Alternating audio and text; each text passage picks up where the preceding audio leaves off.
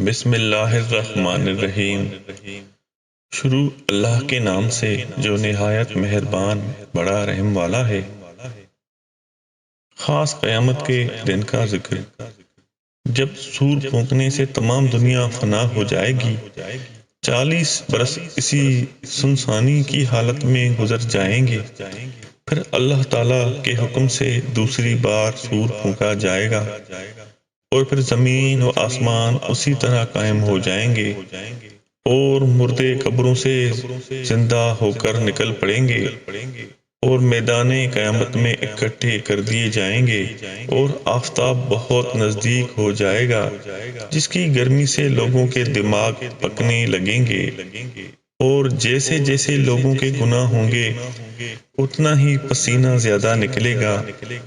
لوگ اس میدان میں بھوکے پیاسے کھڑے کھڑے پریشان ہو جائیں گے۔ جو نیک لوگ ہوں گے ان کے لیے اس میدان کی مٹی مثل معدے کے بنا دی جائے گی، اور اس کو کھا کر بھوک کا علاج کریں گے، اور پیاس بجھانے کو حوض کوثر پہ جائیں گے۔ پھر جب میدان قیامت میں کھڑے کھڑے دک ہو جائیں گے، اس وقت مل کر حضرت آدم علیہ السلام کے پاس اور پھر دوسرے نبیوں کے پاس اسی بات کی سفارش کرانے کے لیے جائیں گے کہ ہمارا حساب کتاب اور کچھ فیصلہ جلدی ہو جائے۔ سب پیغمبر کچھ عذر کریں گے اور سفارش کا وعدہ نہ کریں گے۔ سب کے بعد ہمارے پیارے پیغمبر حضرت محمد مصطفیٰ صلی اللہ علیہ وآلہ وسلم کی خدمت میں حاضر ہو کر وہی درخواست کریں گے۔ آپ حق تعالیٰ کے حکم سے فرما کر مقام محمود میں تشریف لے جا کر شفاعت کریں گے۔ حق تعالیٰ کا ارشاد ہوگا کہ ہم نے سفارش قبول کی، اب ہم زمین پر اپنی تجلی فرما کر حساب و کتاب کیے دیتے ہیں۔ اول آسمان سے فرشتے بہت کثرت سے اترنا شروع ہوں گے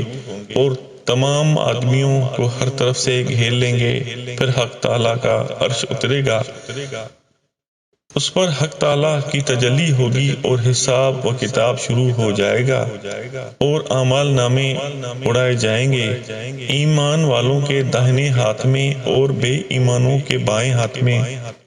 اور ایمان تولنے کے لیے ترازو کھڑی کی جائے گی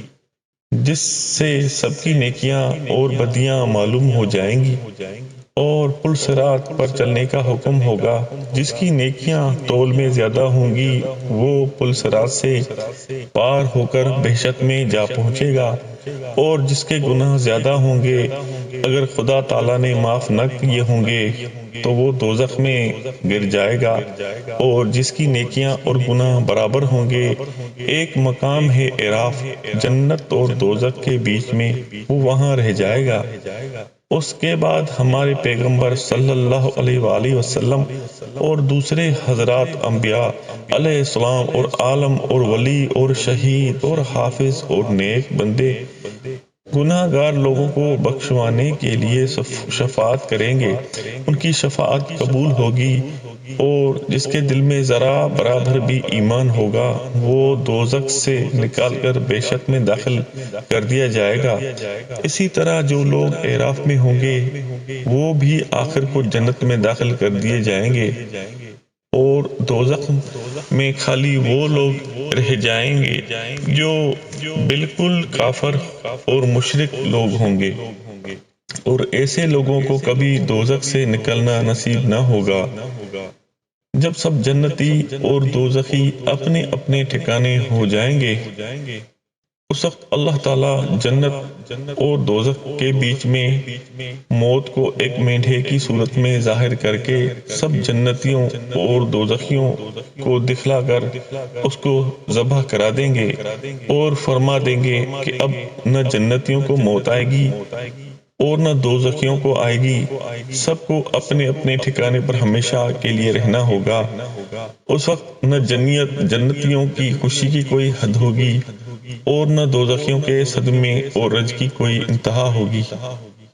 مزید اس طرح کی اسلامی ویڈیوز کے لیے ہمارے اسلامی چینل کو سبسکرائب کریں۔